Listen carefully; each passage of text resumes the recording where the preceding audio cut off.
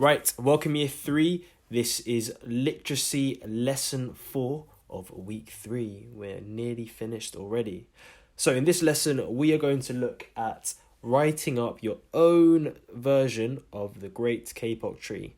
Now, in the previous 2 lessons, we looked at changing the introduction of the story, where we selected a different, an alternative to the K-pop tree. In our case, it was the lake, and we chose a different character. So instead of the young man, there was 2 construction workers in the example that we looked through together. So hopefully you've created your own version so far. So in this lesson, we're then going to put all those ideas together and we're going to write up our own version completely.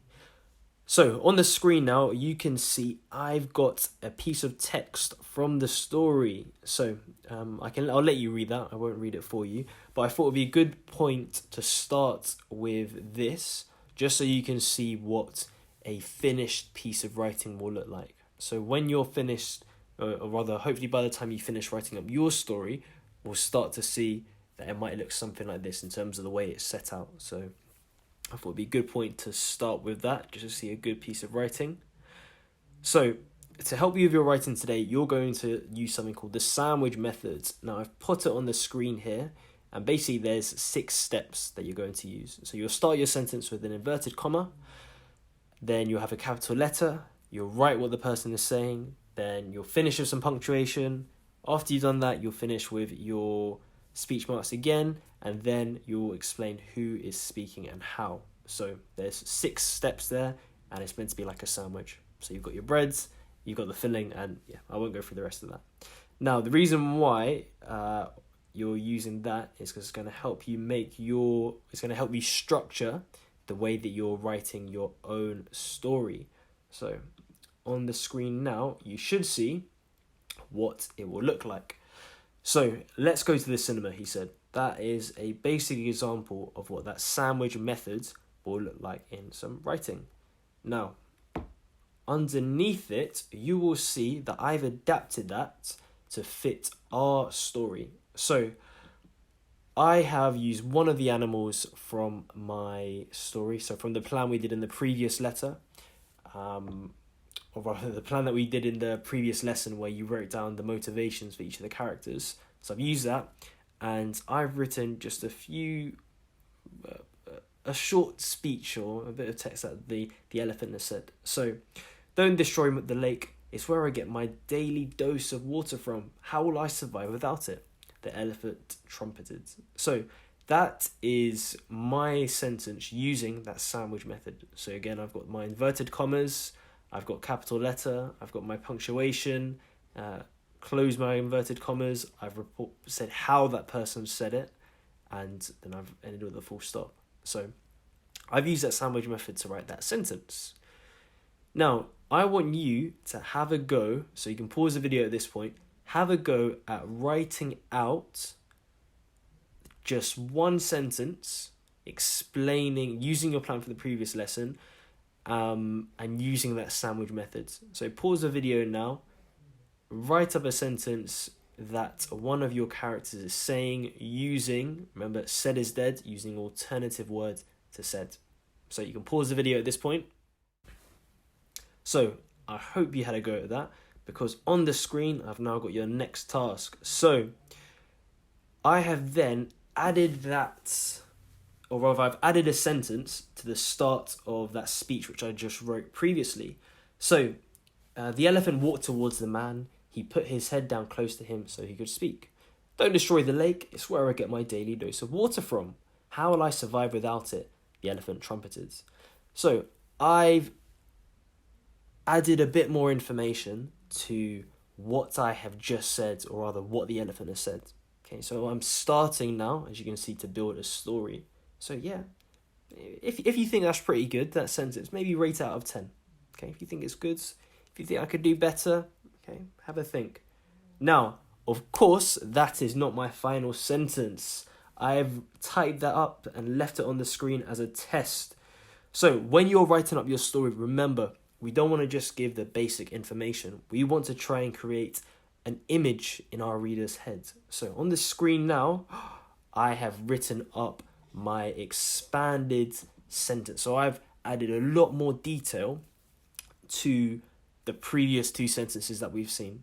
Okay, so instead of just saying what the elephant said, and instead of just saying the elephant walked towards a person, I have added in this whole paragraph in now. Okay, now if you're looking at the screen, we can see here the green parts are the ones which I've added in an adjective or rather adverb to describe how the elephant is doing things. So how he's rustling behind the bushes and so on. And I've highlighted that in yellow because I've also used a simile there. Then, as you can see from the previous slide, the purple is, of course, our alternative to using the word said. So, hopefully from going from the sentence I had on the previous screen, back to this, you can see how I've added in loads of detail. So instead of just me saying, don't destroy the lake, it's where I get my daily dose of water from, how will I survive without it, I've added in how the elephant moved towards a man. So again, if we look back at the image we had on the first screen of the text from the K-pop tree, we can see we do something similar, where remember, we're not just saying, the character isn't just saying something and then having a new character come on, we're trying to create an image for our readers so they can imagine where we are. So, I hope that video is useful. Now, in fact, before we finish up, I'm just going to go back to the plan that you had from the previous lesson. So you can see here, this is what you're going to use to help you. So from my own plan, I just took what the elephant, or the reason why the elephant didn't want Battersea Park destroyed. I took that and then I tried to write that up into this paragraph here. So I slowly took my steps. I used the sandwich method first. Then I added on a bit more detail, edited it, then I added a bit more. So remember, when you're writing, it's a process. You're not just going to go all the way to finishing that massive paragraph. You want to read through it once, write it up, edit it, and then progressively adding in a bit more detail. So again, I hope that video is useful. I'm going to put it back to this screen now because I think it would be a good point for you to just read through it. In fact, I'll read through it very briefly and just to think about how much detail we've added on here. Instead of just saying what the elephant said, we've added in, we've tried to set the scene. So let's read it out. There was a loud rustling behind the bushes. A giant white tusk slowly pierced through the green blanket and into the open. It was an elephant. The construction worker didn't notice as he was fast asleep, dreaming of some distant place. The elephant proudly marched towards the man, almost moving as quietly as a mouse. He then elegantly moved his head down as his ears almost flopped on top of the sleeping person below him. Don't destroy the lake. It's where I get my daily dose of water from. How will I survive without it? The elephant trumpeted. So, again, I've added a whole load of detail into that, and I want you to try and do the same. Okay, so in that paragraph where I'm speaking about what the elephant said, I've used 4 adjectives describing how my character is doing something. Okay, so good luck with your writing. Use this as a guide. Remember, you're using that sandwich method to help you as well. Hope you enjoy the rest of your week and good luck with that writing.